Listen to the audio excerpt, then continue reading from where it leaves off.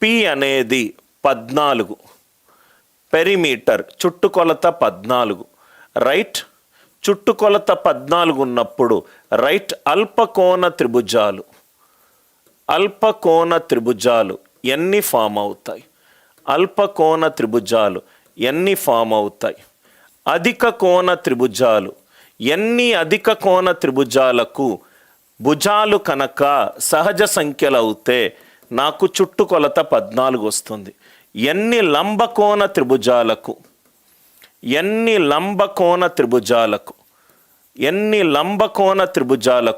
చుట్టుకొలత 14 వస్తుంది? ఏబిసి అనేటిది సైడ్స్ అండ్ ఇవి సహజ సంఖ్యలు.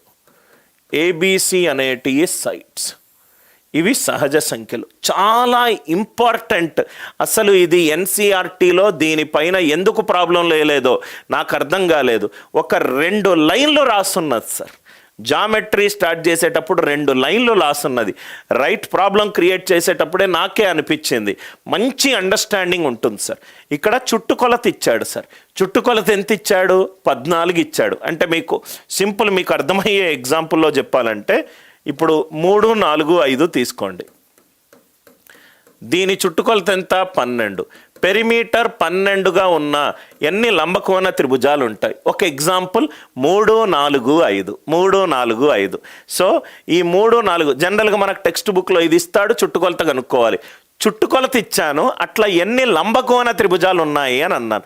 లంబకోణ త్రిభుజాలు చేసినప్పుడు కాన్సెప్ట్ అర్థమవుతే అల్పకోణ త్రిభుజము చేస్తాము, రైట్ అధిక కోణ త్రిభుజము చేస్తాం. చూడండి సార్, ఫస్ట్ ప్రాబ్లం నేను సాల్వ్ చేస్తున్నాను, రైట్. సెకండ్ ప్రాబ్లం మీరు సాల్వ్ చేయండి సో దట్ మీకు ఐడియా వస్తుంది. ఫస్ట్ పెరిమీటర్ 14 ఇప్పుడే డిస్కస్ చేశాను. p/3 ≤ c p/2. p/3 ≤ c p/2. c ఏంటి సార్? ఇక్కడ లార్జెస్ట్ సైడ్. నాకు అన్నిట్లో ఉపయోగపడుతుంది largest side. c largest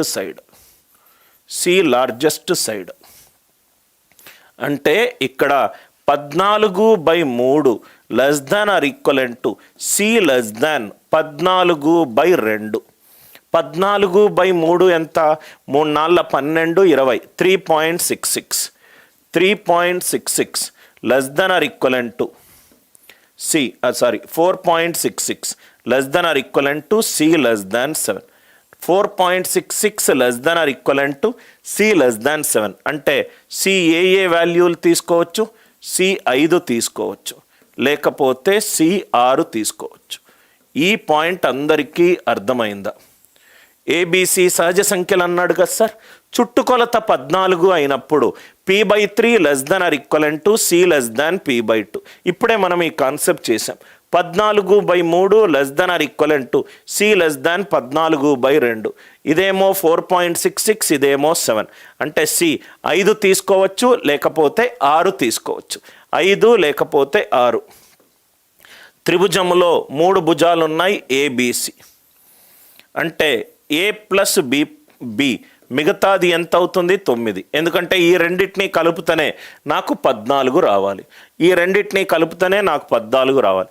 c 6 తీసుకున్నాను అనుకోండి, a + b ఎంత అవుతుంది? 8 అవుతుంది. మొట్టమొదటి క్వశ్చన్, అల్పకోణ త్రిభుజంలో కండిషన్ ఏంటి sir? c² < a² + b². c² < a² + b². అంతే కదా sir. a + b 9, a and b ఏంటి? సహజ సంఖ్యలు. 1 + 8, 2 + 7, 3 + 6, 4 + 5. ఇవే కదా సార్ కేసులు. మ్యాక్సిమం భుజం యొక్క సైడ్ ఎంత? 5. దీంట్లో 5 కంటే తక్కువ ఈక్వల్ ఉండాలి. ఎక్కువ ఉంటే b లార్జెస్ట్ సైడ్ అవుతుంది. c నేను లార్జెస్ట్ సైడ్ అన్నాను. 1 + 8 పోయింది, 2 + 7 పోయింది, 3 + 6 నాకు మ్యాక్సిమం 5 ఉండాలి. కాబట్టి ఇది కూడా పోయింది. అంటే c² 5² > 4² + 5². 25 + 16 41. 25 > 41 డెఫినెట్గా ఎస్. అంటే ఒక అల్పకోణ త్రిభుజం ఏంటి? 5 5 4. ఒకటి అల్పకోణ త్రిభుజం ఏంటి 5, 5, 4. చాలా జాగ్రత్తగా చూడండి సార్, మీకు కాన్సెప్ట్ అర్థమవుతూనే మీకు ఈ ప్రాబ్లం సాల్వ్ చేస్తారు. రైట్, డైరెక్ట్గా ఫార్ములాలు చెప్పే టీచర్ని కాదు నేను. చాలా జాగ్రత్తగా ఆలోచించండి. సి ఈక్వలెంట్ టు 6 అంటే a plus B equivalent to 8. C square less than A square plus B square. A plus B 8 అంటే 1 + 7, 2 + 6, 3 + 5, 4 + 4. మ్యాక్సిమం వాల్యూ 6 ఉన్నప్పుడు 7 ఉండే ఛాన్స్ లేదు. 6 స్క్వేర్ లెస్ దాన్ 2 square plus 6 square. Definite guess. 6 square less దాన్ 3 square plus 5 square. 36 less than 34. 6 square less దాన్ 4 square plus 4 square. ఇది కూడా satisfy అవుతుంది, ఇది కూడా satisfy అవుతుంది, ఇది కూడా సాటిస్ఫై అవుతుంది. 6, 6, 2, 6, 3, 5, 6, 4, 4. మీకు ఏ టెక్స్ట్ బుక్లోనూ ఏ టీచరు కూడా బుక్ అర్థం చేసుకొని క్రియేట్ చేసిన క్వశ్చన్స్ సార్. మీకు ఈ లాజిక్ అర్థమైందా? మీకు ఇది అర్థమవుతే ఈ 3 కూడా సాల్వ్ చేస్తారు. నేను మీతోటే సాల్వ్ చేపిస్తాను sir. Me standard of understanding subject ఒక డిఫరెంట్ లెవెల్లో ఉంటుంది సార్. కొన్ని నెలలు మీరు నాతోటి గడుపుతాయి. ఇది అందరికీ అర్థమైందా? ఫస్ట్ స్టెప్ సి 5 ఎందుకు వేసాను, సి 6 ఎందుకు వేసాను. సి 5 వేసిన తర్వాత ఏ ప్లస్ బి ఎంత సార్? మొత్తము ఏ ప్లస్ బి ప్లస్ సి ఏమో 14, ఏ ప్లస్ బి ప్లస్ సి ఏమో 14. సి 5 అవుతే ఏ ప్లస్ బి ఎంత అవుతుంది? 9 అవుతుంది. 5 + 9 కదా సార్ 14. 5 సి ఏమో లార్జెస్ట్ సైడ్ అంటే 1 + 8 కావచ్చు, 2 + 7 కావచ్చు, 3 + 6 కావచ్చు, 4 + 5. సి ఏమో మ్యాక్సిమం సైడ్, సి ఏమో మ్యాక్సిమం సైడ్. ఇది 36 లెస్ దాన్ 34. ఇది కాదు కాబట్టి తీసేయండి. క్యాల్కులేషన్ మిస్టేక్స్ మీరు చూసుకోండి సార్, క్యాల్కులేషన్ మిస్టేక్స్ మీరు చూసుకోండి. ఇది అర్థమైందా? ఇక్కడ మ్యాక్సిమం 5 ఉంది కాబట్టి ఒక సైడ్కి 8 ఇచ్చే ఛాన్స్ లేదు, 7 ఇచ్చే ఛాన్స్ లేదు, 6 ఇచ్చే ఛాన్స్ లేదు. 4, 5 ఇస్తున్నాను. 5 స్క్వేర్ లెస్ దాన్ 4 square plus 5 square. 25 less than 41. Definite guess. 5, 5, 4 అంటే ఇది అల్పకోణ త్రిభుజము. దాని చుట్టుకొలత ఎంత? 14. Right. C equivalent to 6, A plus B 8. C largest side కాబట్టి 6 కాబట్టి 6 కంటే తక్కువ ఉండొద్దు. ఇది 2 + 6 పెట్టుకొని చూడండి, ఇది కూడా సాటిస్ఫై అవుతుంది.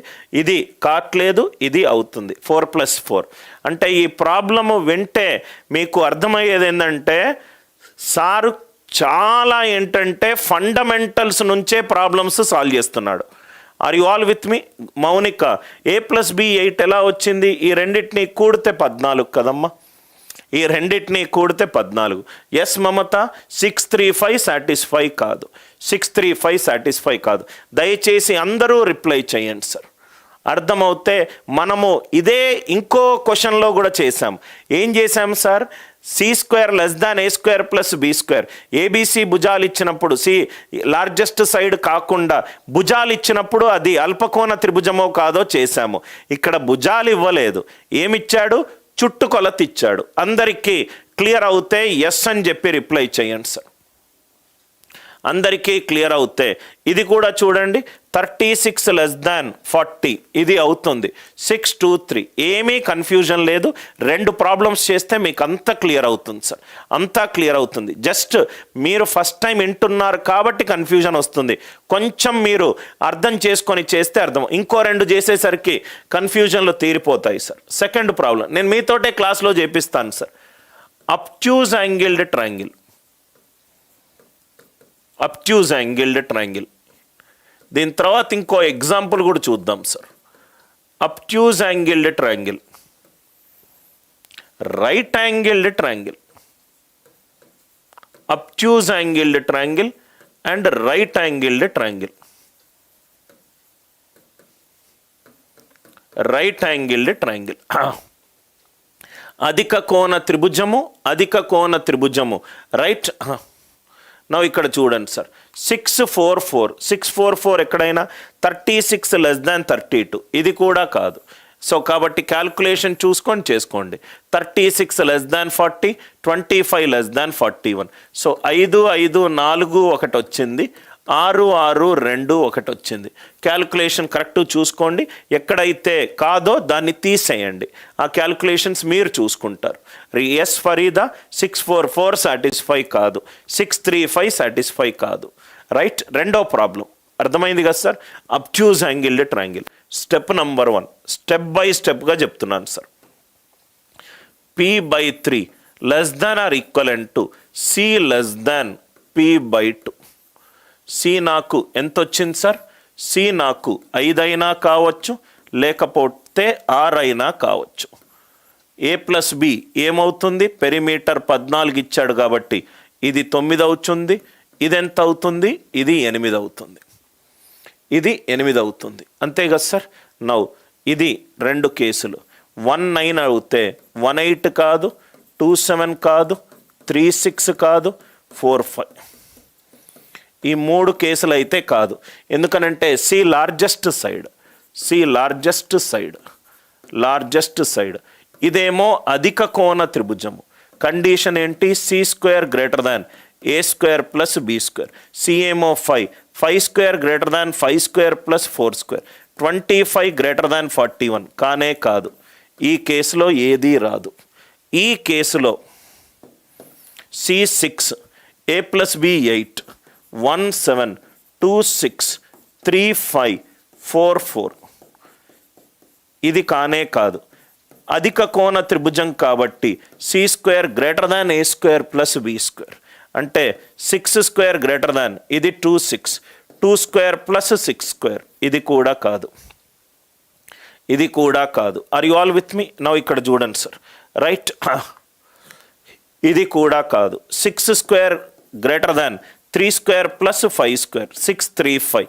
36 గ్రేటర్ దాన్ 34. ఎస్, ఇదేంటి? C6, 6² greater than 4² plus 4², 36 greater than 32. ఇది అవుతుంది, ఇది అవుతుంది. Are you all with me? 6 3 5 ఒకటి అవుతుంది, 6 4 4 ఒకటి అవుతుంది, 6 4 4 ఒకటి అవుతుంది. Are you all with me? Right, concept అందరికీ అర్థమైందా?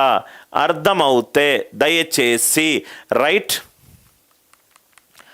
ఎస్ అని రిప్లై చేయండి. డౌట్ ఉంటే అడగండి. రైట్ యాంగిల్ ట్రయాంగిల్ ఇది C5 ఉందనుకోండి, ఆర్ C6 ఉందనుకోండి. A+B ఎంత అవుతుంది? 9 అవుతుంది. A+B ఎంత అవుతుంది? 8 అవుతుంది. 9 అవుతే 1 + 8, 2 + 7, 3 + 6, 4 + 5. సి లార్జెస్ట్ సైడ్ కాబట్టి ఇది కాదు. 5² ఈక్వలెంట్ టు 5² ప్లస్ 4² కాదు. రైట్, ఇది కూడా 1 + 7, 2 + 6, 3 + 5, 4 + 4. ఇది కాదు. 6² ఈక్వలెంట్ టు 2² ప్లస్ 6² కాదు. 6² ఈక్వలెంట్ టు 3² ప్లస్ 5² కాదు. 6² ఈక్వలెంట్ టు 4² ప్లస్ 4² కాదు. Right, are you all with me? అందరికీ క్లియర్ అయిందా?